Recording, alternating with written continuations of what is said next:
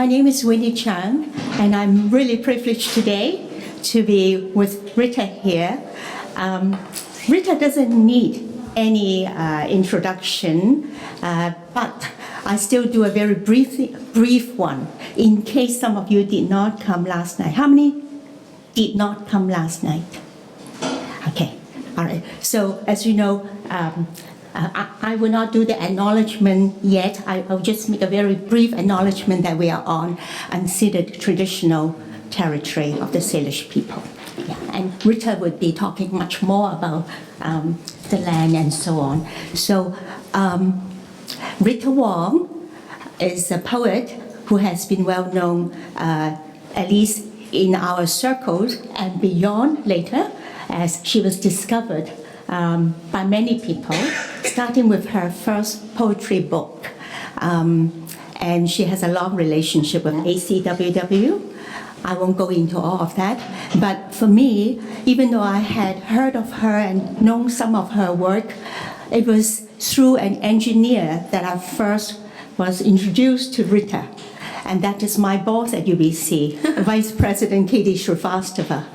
And at his home, he said, now you have absolutely to meet this poet, Rita. Have you heard of her? I said, yes, I have heard of her, but I haven't had the chance to meet her in person. So even an engineer was very impressed with your poetic work, Rita. So as you know very well, Rita has been very devoted to water.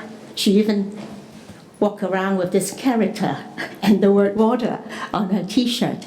I'm sure you'll be hearing more about that. So maybe I should give you the mic right away, and perhaps you want to say how water featured in your life and in your work. Sure. Thanks for that lovely introduction, Winnie, and thank you all of you for being here. Also, just want to thank you for the acknowledgement of that we're on unceded Coast Salish territory.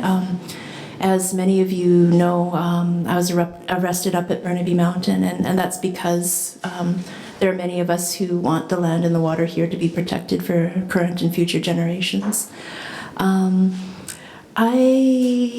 Before I start, I just want to encourage all of you to take a moment, just take a minute, and if you would think of a body of water that you love, whether it's nearby or in your childhood or in your family history, but just take a moment to think of that. And I'll just give you a minute to kind of remember and maybe have a few words for that body of water. It could be a pond, a river, an ocean, whatever it is for you. Wading pool.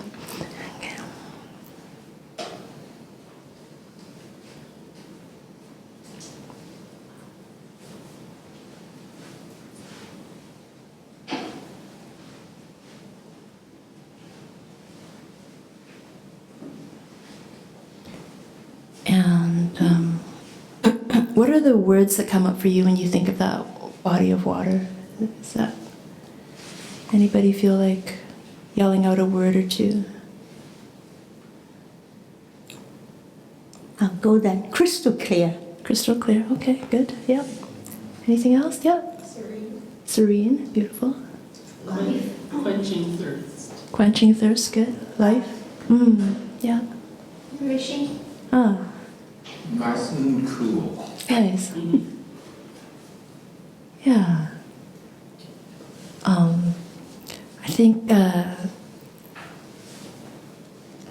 I was born on Treaty 7 territory in what is called Calgary now, and one of the earliest bodies of water that I remember paying attention to as a kid was the Bow River, and the Blackfoot word for that river is Makban, I think, and it was a river that flowed through Chinatown and still flows through Chinatown in Calgary. And I would, as a kid, I would just kind of watch the river and I'd be a bit hypnotized by it. Like I would want to go, I couldn't swim and so I wouldn't go into the river, but I remember just watching it and wanting to go into it, right? And, you know, not understanding completely how disconnected we were when we were growing up in that city until more recently. Like, over the last decade or so, I've been on this journey with a whole bunch of people about learning about water, like where our drinking water comes from, where it goes. And in my first book, called Monkeypuzzle, I wrote a poem. The book is in 4 sections, and one section is from the time I spent living in China. And I spent a year there teaching English. And this poem is called Lips Shape Yangtze Changjiang River Longing. And maybe I'll just read it and comment a little bit after.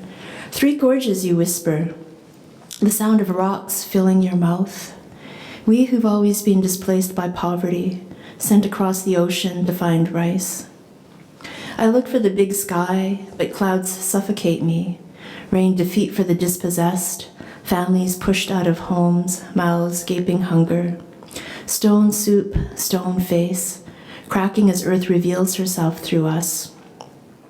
Throat, gorges. The glottal stop rising into my nose, pressure on my lungs, one hair away from unbearable. The heaviness, signing the dotted line when you cannot read what you've signed. Without memory, we die fast and brutal, flooded by greed, our drowned, bloated arms wave. And who will wave back? The sound of rock breath falls empty onto diasporic spray, light wet on black hair. We miss the boat even as we disembark. And that was a poem I wrote after traveling on the river. And it was a poem opposed to and still opposed to the building of the Three Gorges Dam.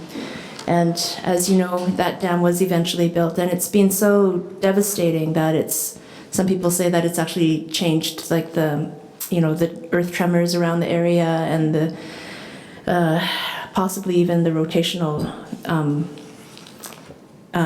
the rotation of the earth, although that's obviously debatable. But the damage that was done to the land through that was something that really pained me and still pains me because of the arrogance and the destructiveness of it when we're capable of better relationships, like, thinking about serenity, thinking about life, thinking about all the gifts that the water gives us, and then that question of what do we give back, right?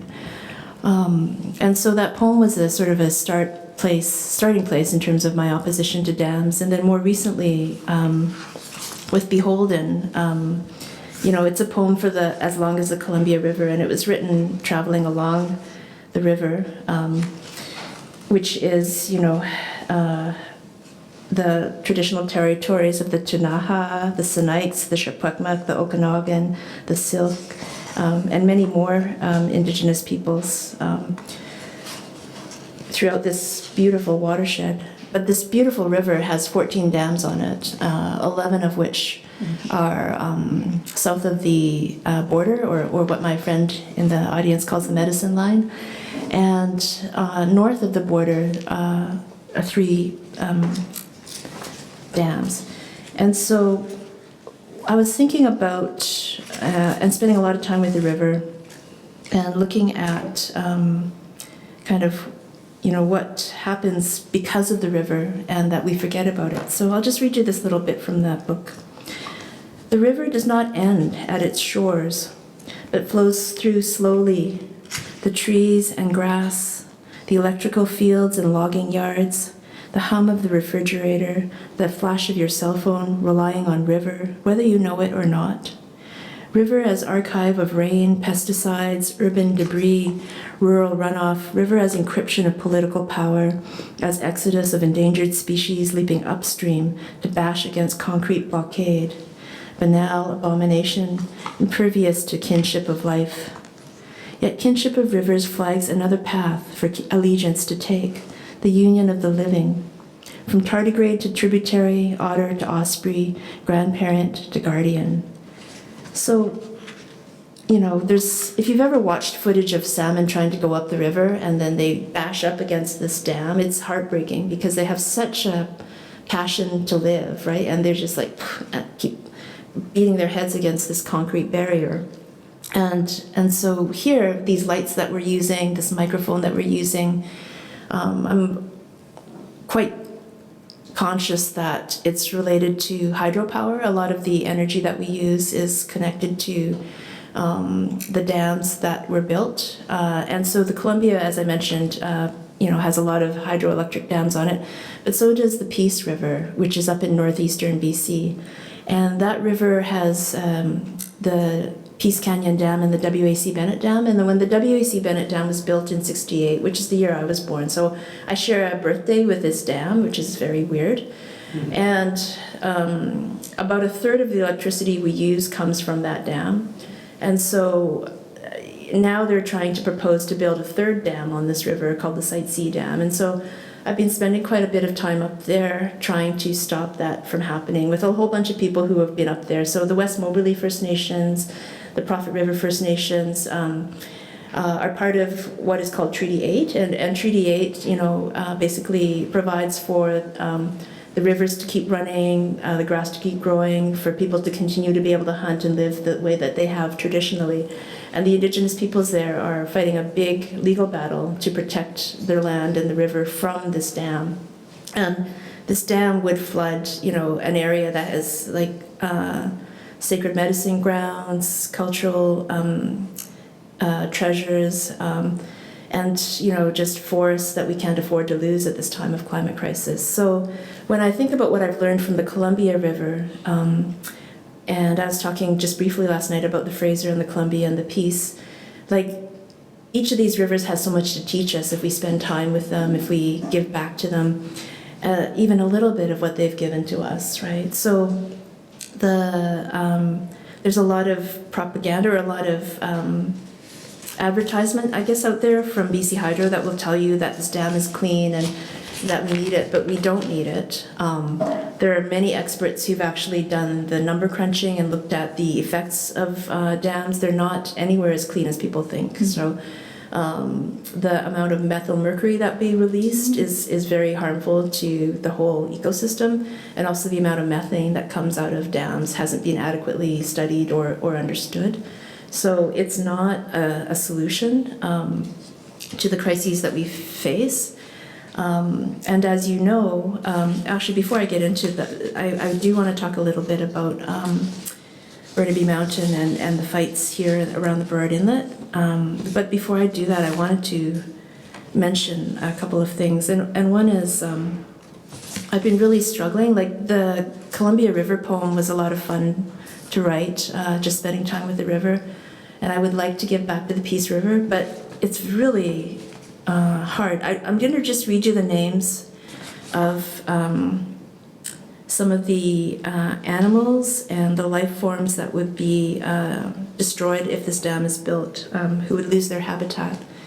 They include moose, white-tailed deer, mule deer, elk, grizzly, black bear, caribou, mountain goat, sheep, porcupine, rabbit, beaver, ducks, geese, trout, northern pike, walleye, whitefish, grayling, Saskatoonberry, wild raspberry, blueberry, wild strawberry, chokecherry, low bush cranberry, high bush cranberry, rat root, mint, Labrador tea, wild rhubarb, diamond willow, dandelion, rosehip, red willow, birch, water snakes.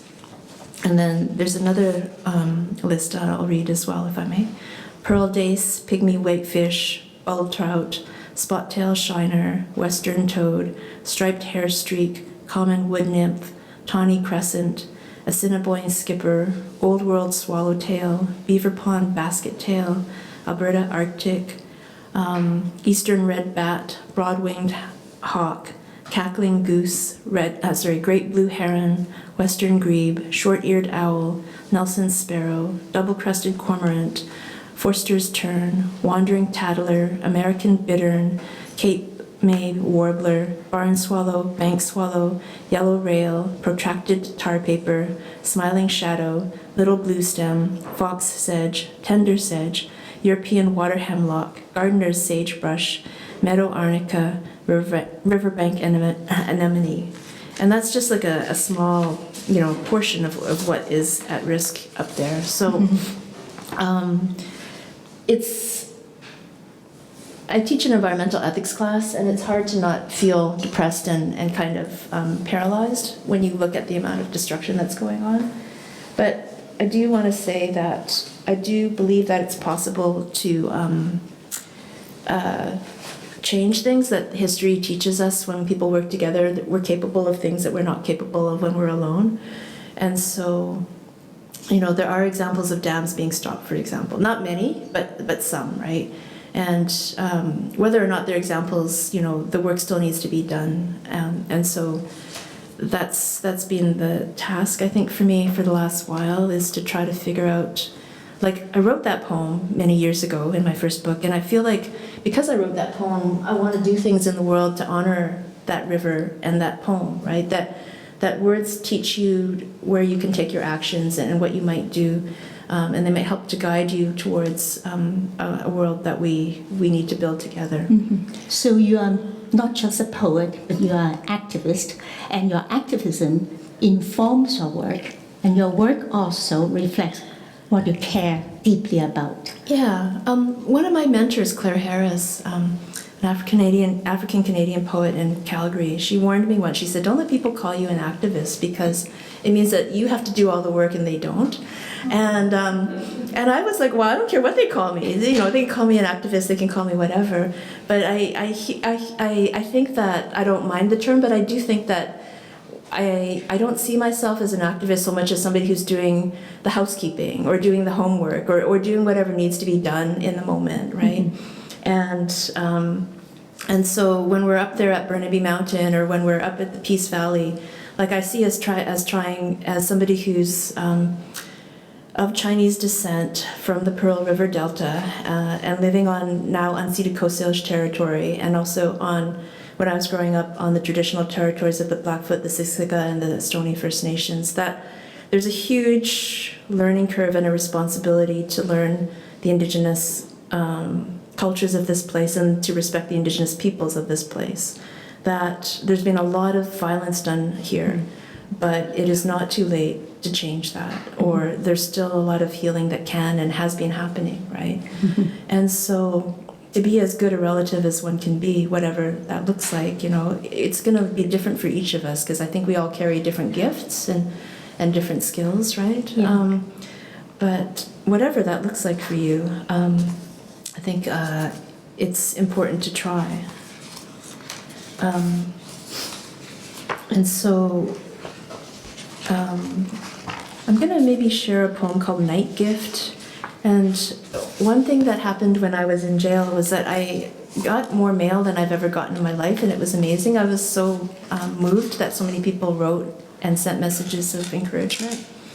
And I think most of you know, but if not, I'll just maybe quickly summarize again that I was arrested outside the Kinder Morgan Westridge Marine Terminal, and I was in ceremony with many other people there, and trying to emphasize how important it is to focus on and honor our relationships with the land and the water here. And so when I got sentenced to 4 weeks in jail, you know, people were outraged and all of that. And I mean, I'm not somebody who is picking a fight, but I won't walk away from a fight either. And so I think that question of where do we find the courage to do what needs to be done, sometimes I think poetry helps to give me that, or it teaches me that, you know, that there's a longer and a bigger timeline, you know, or kind of world that we're part of. So this is called Night Gift, and the other thing that happened was people were writing poems. So Steve Collis was writing a poem a day, my friend Lai Wan was writing a poem a day, and they were posting them on Instagram or Facebook or wherever they were posting. But Steve quoted from this poem that I wrote years ago in this book called Undercurrent, and I'm going to read the poem because there's a quote in there that's sort of funny, how you write something and then it has a life of its own sometimes, and these things come up. But there's a quote that starts at the bottom, which is, "Water is to land what the voice is to the body." And that's a Kaluli saying. And the other quote that this poem starts with is, "Make space and let the night speak through you. What will the darkness say? Will it sigh the song of night cleaners, the lament of the wrongly imprisoned, the rage of the ragged, the dispossessed? How will the night take you back? Will you be the vessel for earth shatter, hydro poison, ancestral revenge? Perhaps steady weeds growing irrepressibly into the cracks, urban repurposing, straddling both the drugs that kill and the ones that heal.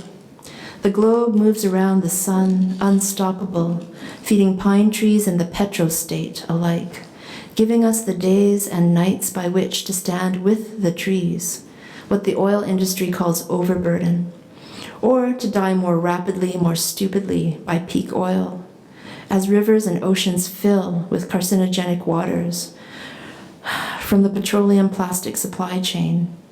The political systems follow, stuffed full of Suncorps and tired old neo-colonial ego that refuses to stop growing until it reaches the limits of the planet's patience. Who knows what alliances and monkey wrenches will be enough to stop the greed of the greasy machine? What I do know is the humble migrants who've traveled the ocean have felt its wisdom more deeply than an arrogant elite that doesn't heed the world's necessary stories. Jail the stories and the storytellers, but they will keep speaking the night until empire expires, with or without the multitudes alive. In this race, may we be ready to move fast, yet steady enough to encompass musicians and lake gatherings, forests and guerrilla gardens, fueled by a love more immense than the injustices we've inherited. We need to live the world that is possible, even while we struggle through war. Respect living coasts and fluid watersheds, not murderous imperial borders. In grief and in celebration, in fear and in courage, in anger and in compassion, the night replenishes us so that we may continue to embody her songs. There's a lot of food for thought. Yeah, it packs a lot in that little short poem. Mm-hmm. Things that have sort of come, like I didn't know I was going to be jailed when I wrote that poem, for instance, right? So it's kind of a surprise to read it now and have these other layers to it. Mm-hmm. Yeah, and I really like to hear from you directly that sense of possibility still. Yeah. That is never too late, not yet. Right? And if I may, at this point, I'd like to share with people who haven't read the poem, maybe most of you have, the very beginning, which is like your invitation to us.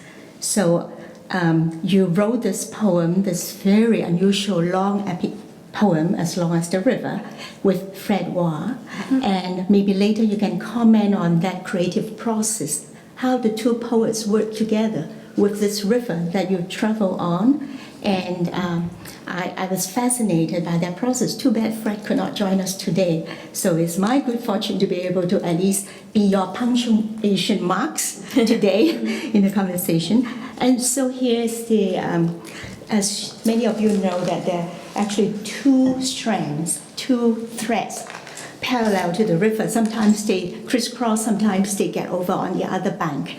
So there's one line, I suspect this is your line.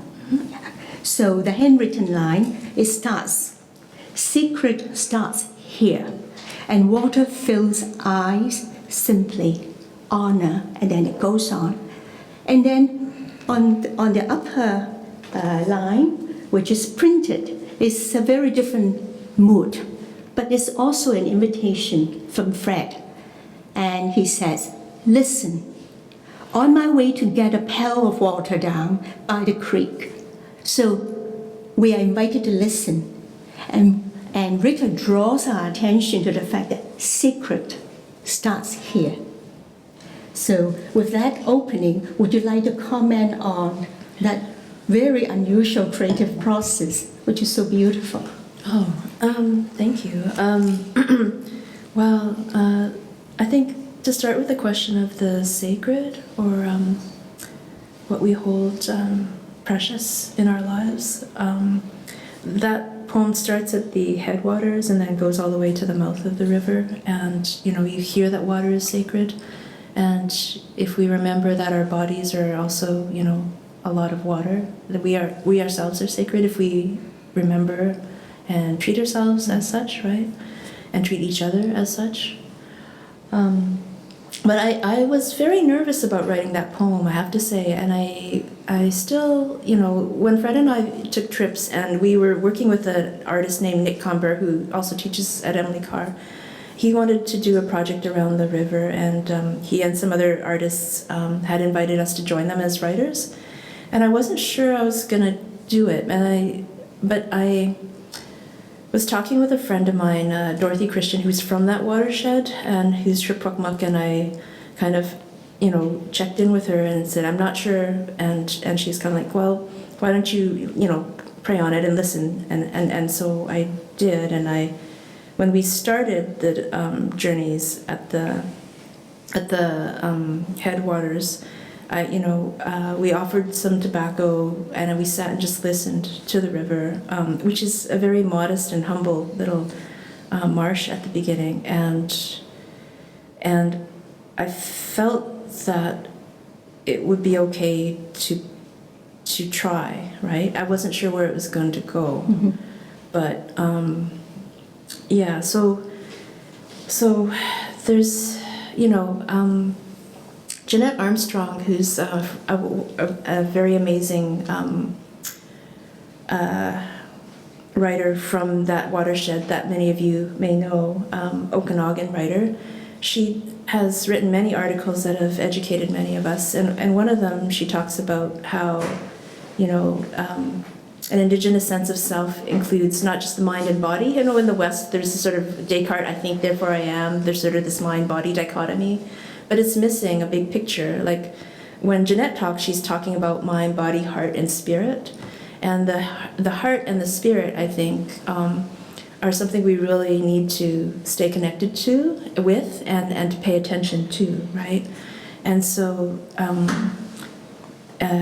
I also want to acknowledge Lee Miracle. I mentioned her last night when we were asked about writers we would recommend, and I had the pleasure of doing a writing workshop with Lee many years ago, and again, that sense of the self as mind, body, heart, and spirit has really been an important teaching, or a way of thinking my way and feeling my way through all the sort of pitfalls that fall around us. And so the process was quite organic, and it involved just spending time with the land and on the land, traveling up and down the river at different times when we could find time away from here to go visit, speaking with lots of different people who live in the watershed. And Fred grew up in that watershed, so he grew up in Nelson, and he was deeply connected to it in a way that I still feel like I'm more of a visitor, right? Mm-hmm. But as a visitor, what can you bring? What can you offer to give back to this place that has given and continues to give so much, right? Not just through the hydroelectric dams, but through many other things, right? The water that we drink, the constant care that the land is giving us, whether we're paying attention to it or not, the fact that we're able to breathe, these are things we can't take for granted, I don't think, anymore, and we never should have taken them for granted. Mm-hmm. And they're simple things, right? But it's maybe that return to the simple, return to what's needed, right? And to maybe, there's lots of environmental thinkers who talk about we can't manage technology, but we can manage ourselves, and that's where I think art, that's where humanities, that's where culture has a really important role to play. Mm-hmm. So in that process, the creative process, did you and Fred kind of compare notes as you reflected and some of the feelings and some of the emotions that's been generated by what you experienced? Yeah, we would check in and talk about things, but I have my own writing process and he has his, and we were very much writing separately. So he typed his in, I wrote mine by hand, but we would kind of check in about things, and so it was very spacious. There's a lot of space to say whatever you want to say or need to say. So for this process, there wasn't a lot of editing. Like in my other books, there's been usually a pretty lengthy editorial process. This one was more just kind of, what did you feel in the moment? Put it down on paper. That's it, right? Yeah. So it was kind of because you were present with that river. Yeah. Hands up, how many people actually have read it from cover to cover? Okay, so great. Well, I have to admit that when I first given the assignment, wow, I was very excited, but I was very nervous. I mean, a couple of years ago when Jim asked me to moderate this huge opening panel for alliteration with 8 established writers, I said, are you kidding me, 8? So compared to this assignment, I actually was more nervous because I admire your work and also the way you practice your art. And when I first got the poem, I didn't know how to approach it because it's so unusual, right? So maybe you have that experience as well, that feeling. And so it took me quite a while to really get into it. And so when you said this poem didn't receive the kind of editing that other books received, I can understand that because it's impossible to try to come in and interfere. There's a certain flow to it. And one night, I have to confess, I made the mistake of reading up on what's the latest that's happening in Hong Kong. Oh, yeah. And so I couldn't sleep at all. Yeah. So by 2 o'clock, I stopped struggling and I thought, oh, there's something refreshing, like the river that you wrote about. So I got the book out and something spoke to me in that quiet environment. And I finished reading it and I felt so much better. There's something in this poem that you have to give it space and time in order to experience that invitation that Fred and Rita have given us. And I was deeply moved, and especially where you reminded us that we're all interconnected, and the concept that because we all drink from the same water, from the same source of water, we already share so much in common. That is a very Chinese kind of concept too for me, because we always say if you drink from the same well, right, tapping into the same source in the ground, then there is a bond. But in the urban environment, we don't think about things like that anymore. You just turn on the water tap and there's water. Right? So can you comment a bit more on that interconnectedness, which you already mentioned last night? But elaborate a little more. I also like the way you describe about people of a certain watershed. That's a concept I really love. Oh, yeah, I mean, I think the city tries to disconnect us, right? But the power of culture is to reconnect us, or it can be if we pay attention to it, right? There are watershed tours you can take. For example, you can go visit the Seymour watershed or the Capilano watershed, and I encourage you to check it out if you haven't. It really does to kind of help you visualize this larger hydrological cycle that we're part of. I think for me, it's I said last night too when we were talking about Burnaby Mountain that it's not so much that I'm opposing the pipeline as I am trying to uphold Indigenous laws, and so I think that those Indigenous laws or natural laws, right, that are part of the land and this place, also teach us to be connected, right? There's one word, natsamat, right? One heart, one mind, one spirit, and so there's a teaching there that maybe resonates or connects with what you were just talking about in terms of our own histories. I mean, the words are different, but that sense of how do you, I don't think our ancestors would have survived if we weren't connected to the land in a way that was intelligent and caring, right? Like you just burn the place out fast and it's gone if you exploit and take everything you can and just leave, right? And so to be in a place for thousands of years, you have to have that relationship. You have to develop it, you know? And so I think it's possible, not just possible, I think it's necessary for us to relearn those things here, right? Despite all the distractions and all the kind of ridiculous drama. Like I look at the federal election, I just feel this big sense of dread, you know, but that everyday people somehow carry on, right? And so like we just saw yesterday, 100,000 people in the streets, and they understand, like climate change isn't just this big abstract thing. It's in our daily life, what we're breathing, what we're drinking, the storms that are happening in unusual severity, like all of these kinds of things, right? And so I think, there are there are technical solutions that are possible, but at the moment they're not politically, I don't see either of the parties going on in the election, the Liberals or the Conservatives, anywhere near the kind of changes that we need. But, it's the people who I think can and will, and the kids who are out on the streets, teaching us that. I don't know if I answered your question. Yeah. Maybe we can turn to the audience. Okay, sure. Yeah, about that concept. Do you want to ask further question about the connectedness and how we share the same watershed and the source of water? Or any other question at this point? Me? I have a question about your writing process. So, did you have an idea of what you wanted to do or what you thought you would do before you took this trip?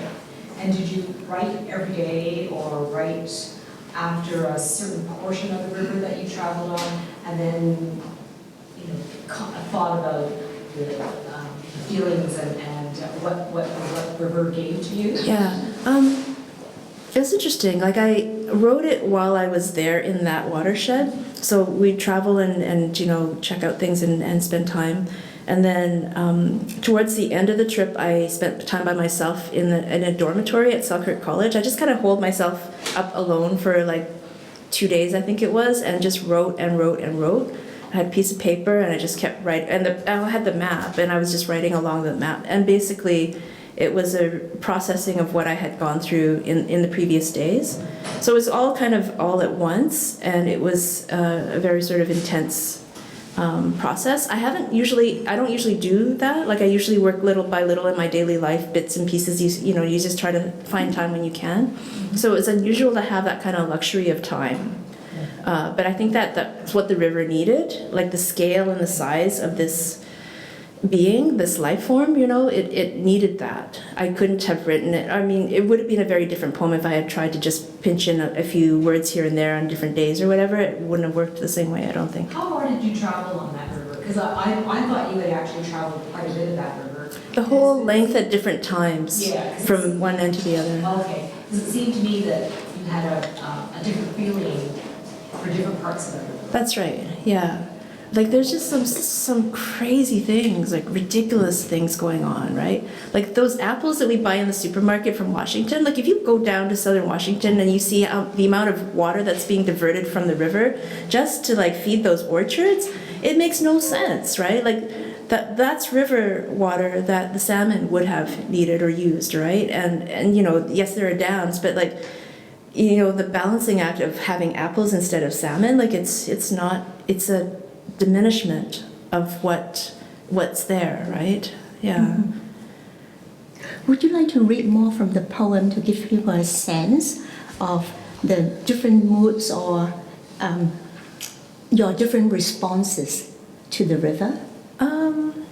Or do you want to read from other books? Yeah, it's hard because there's so many.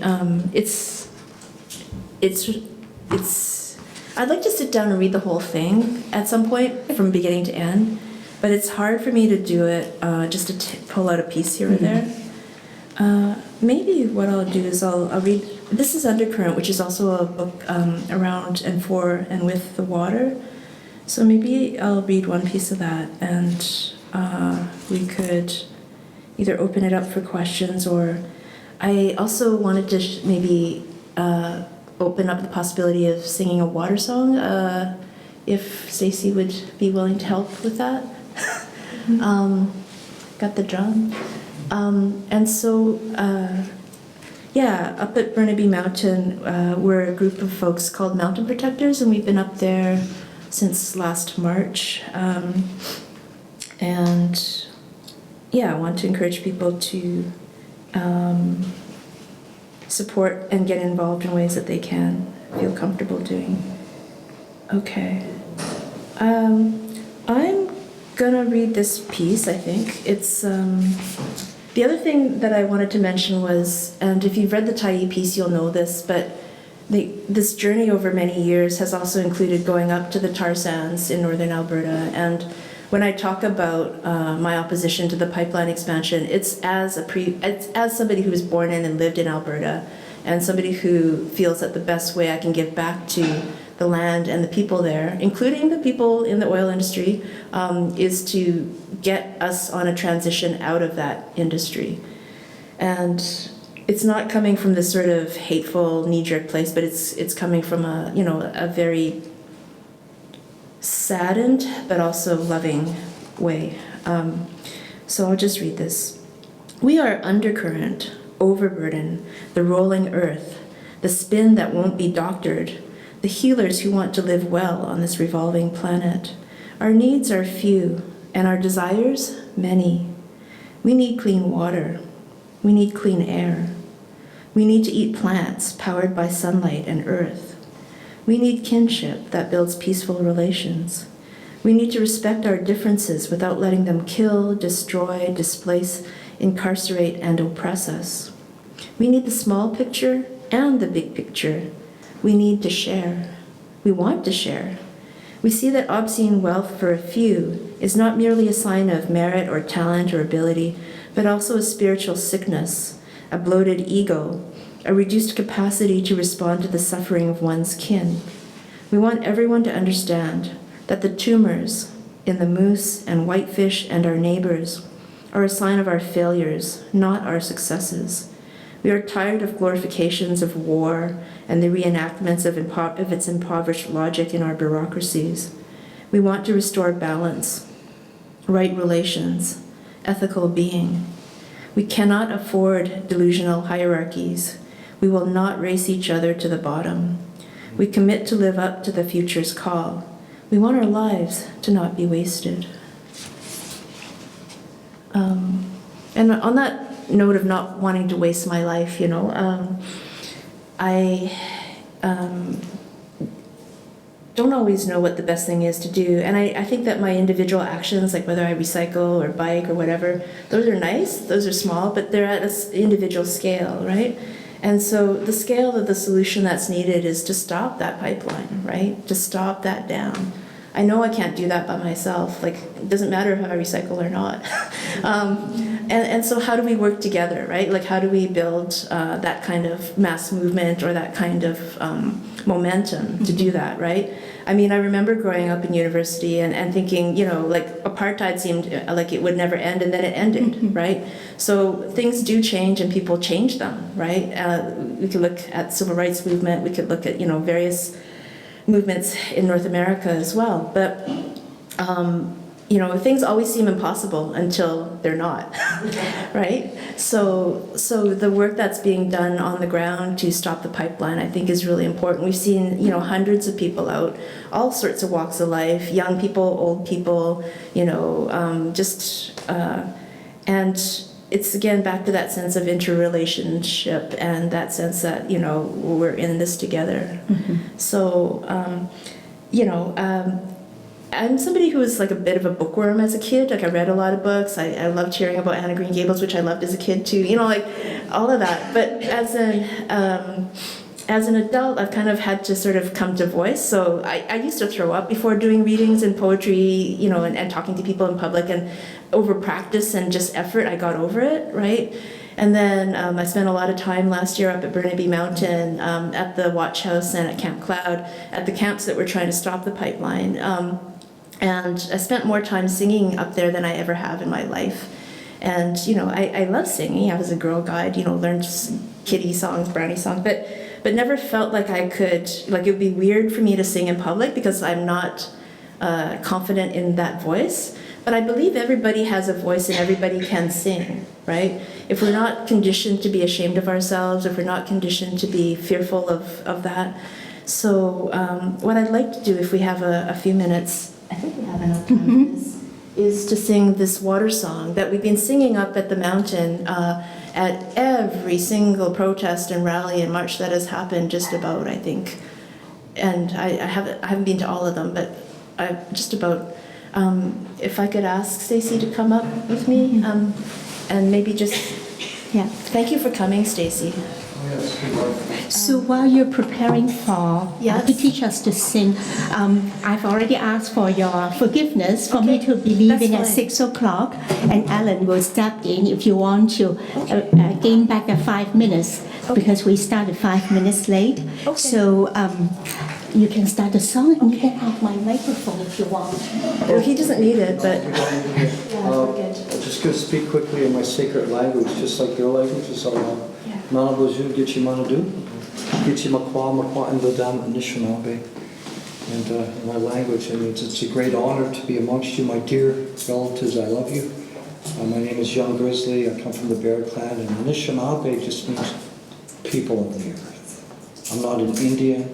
I'm not a Canadian. Just a person of the earth like yourself. Like my companion, my dear friend Rita was saying, you know, whatever water means to you, I know that it's medicine. My mother, we follow the milk line, life givers. Some might say matriarchal. That's kind of a colonial word, but we follow life givers. You're our teachers. You held me unselfishly and sent and directed love to me in your womb for 9 months, and you took care of me. And so that's sacred water. Whatever water means to you is the right way. Water has memory. Water has prayer. Water is life, whatever it means to you. And so the first part of this song is like at the headwaters. It's slow and gentle. And sometimes we get a little bit of rapids in our life. But that will pass. And when we have rapids or waterfalls, that's actually where the oxygen stirs up into a river, so it's a good thing too. So I'll just sing this, and this song is gifted to you from the spirit of the waters. It's a living thing. Everything I say for me, not telling you what to believe, has spirit. It has spirit. And so this song, there's songs I won't sing out of, I have my ceremonies. We have to protect some things. They were killing us for doing some things. If this was a group of my nation here, they could come in, but not today. I'm very safe with you here. This song is gifted to you by the water spirits. You're going to learn the song tonight, and then you can share it. You can do whatever you want. Just don't put it on like a Ford commercial or anything like that. You know, Kinder Morgan commercial. And shall we stand up? Nope, you could do whatever you want. I'm not going to tell anybody what to do. No. you can if you like. It's up to you. Whatever you Yeah. want to do. There was people that came here and started to tell us what to do. They actually tried to tell us how to pray, Yeah. when we should pray. Yeah. But we'll leave it how you feel. So do you know? Look at my lips if you want to learn. Or listen. It's already inside of us, this song, and it's for all of you. When we're done, do whatever you want with it, okay? I will sing it in four times for the four Yeah, we'll see it directions. 4 times for each direction. Wishita do ya, do ya, do ya. Wishita do ya, do ya, hey. Wishita do ya, do ya, do ya. Wishita do ya, do ya, hey. Wishita ne ya, hey, ya, hey. Wishita ne ya, hey, ya, hey. Wishita ne ya, hey, ya, hey. Wishita ne ya, hey, ya, hey. Wishita do ya, do ya, do ya. Wishita do ya, do ya, hey. Wishita do ya, do ya, do ya. Wishita do ya, do ya, hey. Oh, Wishita ne ya, hey, ya, hey. Wishita ne ya, hey, ya, hey. Wishita ne ya, hey, ya, hey. Wishita ne ya, hey, ya, hey. Ready? Wishita do ya, do ya, do ya. Wishita do ya, do ya, hey. Wishita do ya, do ya, do ya. Wishita do ya, do ya, hey. Oh, Wishita ne ya, hey, ya, hey. Wishita ne ya, hey, ya, hey. Wishita ne ya, hey, ya, hey. Wishita ne ya, hey, ya, hey. Ready? Wishita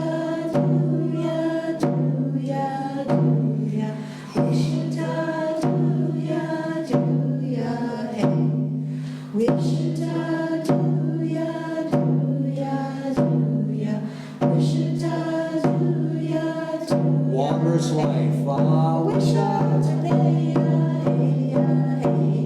Wish I today. Wish I today.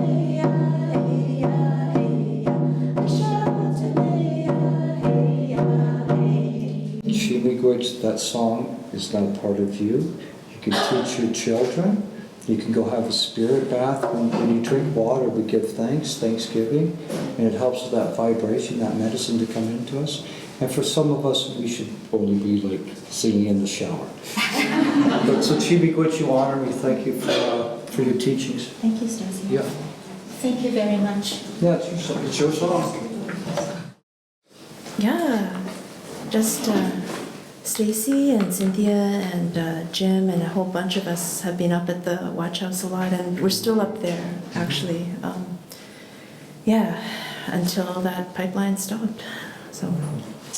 Well, we have a few more minutes before the festival is over and this program is over. Are there any questions that you have for Rita as well? Here's this opportunity to ask Rita. Stephen, you look like you have a question. There was a dialogue that Winnie started about who's read straight through of the river poem. And you had asked us, where have we had some favorite places with water? Yes. And I'm thinking, among other things, the Lynn Valley River. Oh, okay, yeah. And I'm also thinking of your absorbing the river process, that you said it wasn't all in one shot, but you would be at a section, process, another time you dip in as well. And that's how I've been approaching the book.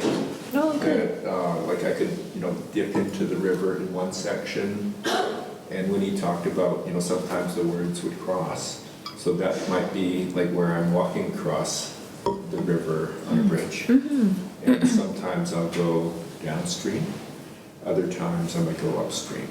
And that was the process that I was reading it. Just I think it was like the process that you were writing it. And at the very beginning you talked about the power of words. And I think of like, who's our neighbor? And it's as big as our vision is. And so in naming all our neighbors that share the land and the water, all the animals that you listed, it was very powerful sharing. So Oh, thank you for that. thank you. Yeah, I should have mentioned when we're up at Burnaby Mountain, and the watch house built by the Tsewatooth. There's a lot of life up there that's not human too. So there was a bear, for instance, that has been seen. And Burnaby's recently changed its bylaws to try to be more bear friendly, or to try to minimize bear-human conflict, maybe is a more accurate way to put it. I saw a bobcat up there once, and it's Burnaby. You don't expect to see, a red-tailed hawk, or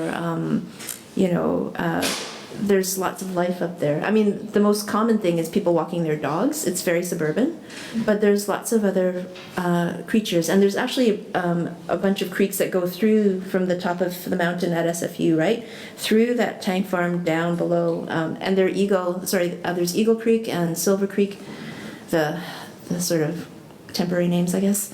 And it's a salmon bear. Those are salmon-bearing streams too. So further downstream there are salmon.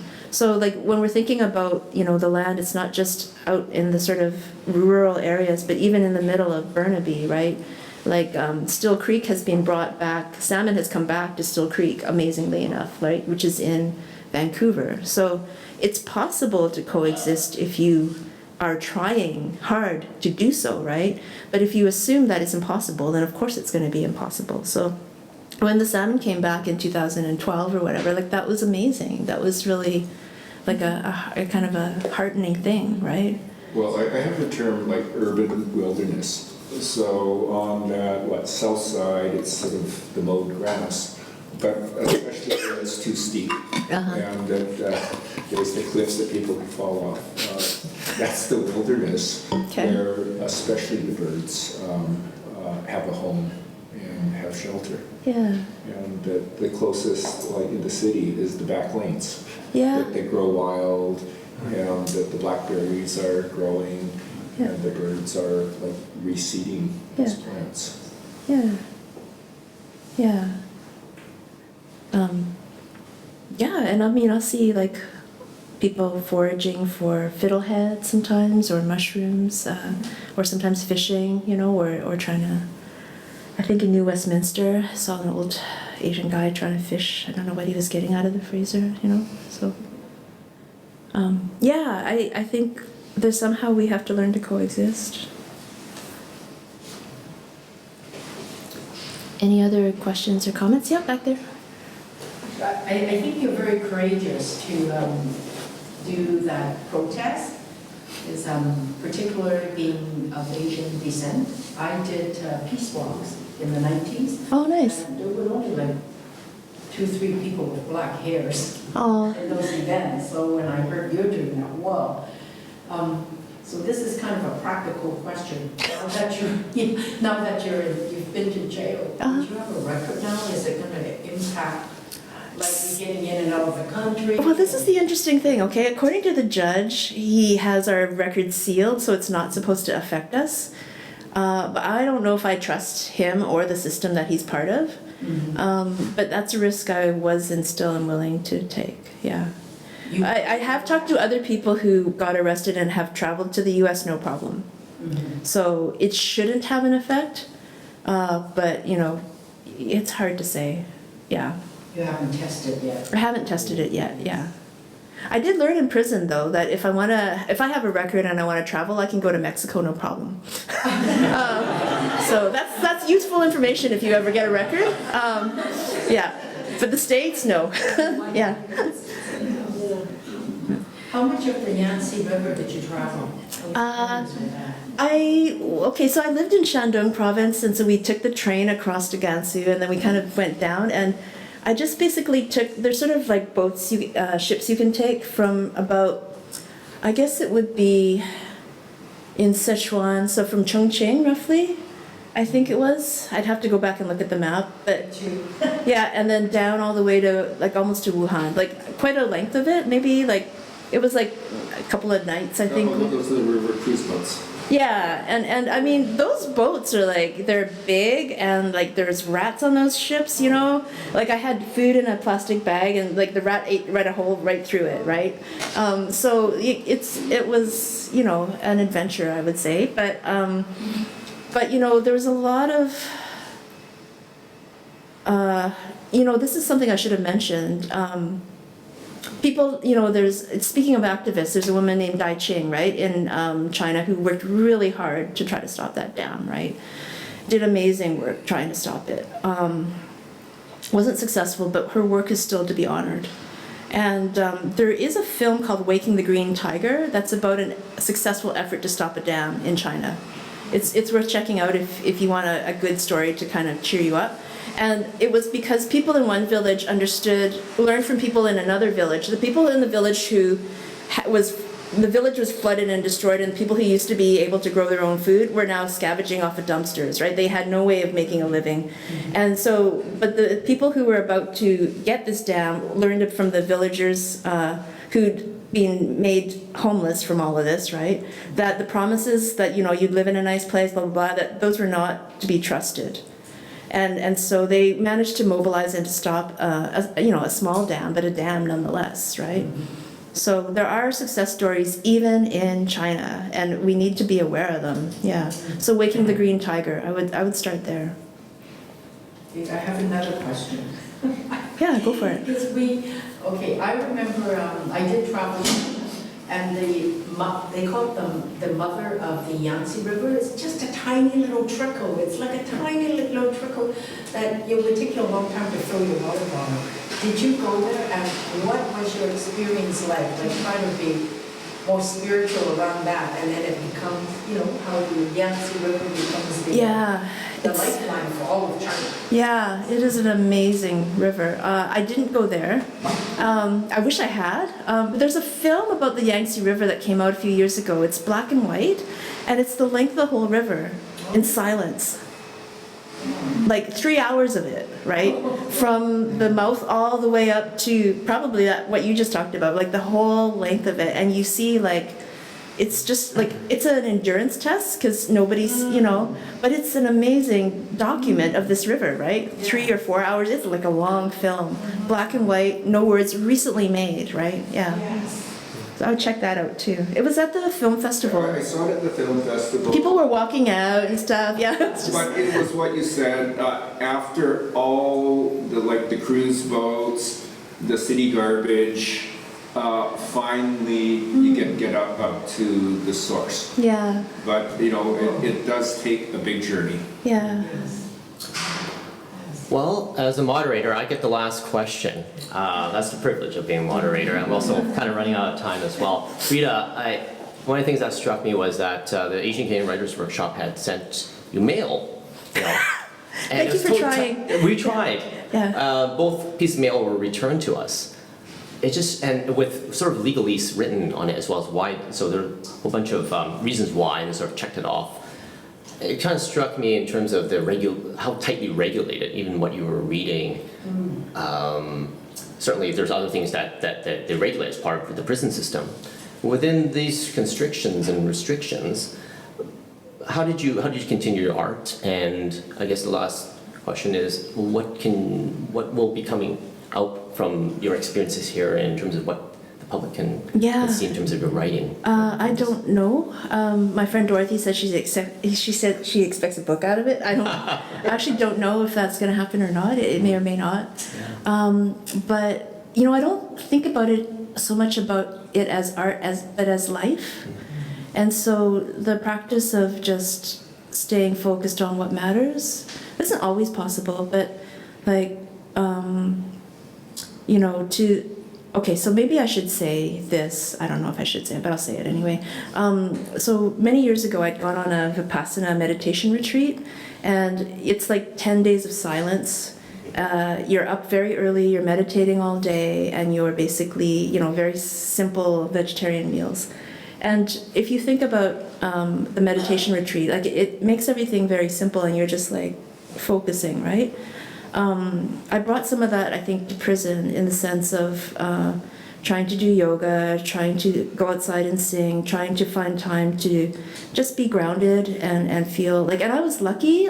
Most people don't have the kind of privilege to know that people are trying to send me mail or trying to phone or outside drumming even once, that's a real blessing and a real honor. But the way other writers have gotten through prison, I think, is through writing. We look at Mahmoud Darwish. We look at amazing Palestinian poet who spent a lot of time in jail, right? I could think of other examples in history, and I'm not comparing myself to them, but I do think that they, and I've said this before, they can imprison your body, but they can't imprison your mind or your spirit or your heart, that you, at the end of the day, and I think writing gives us that discipline and that capacity to focus, right? And to kind of stay alert and to, think about the long game, if you want to think about it that way. Yeah. Thank you. Yeah, you're welcome. Fits the theme of our festival, Writing Life into Art. So thank you. Can we all give a hand to Rita Wong?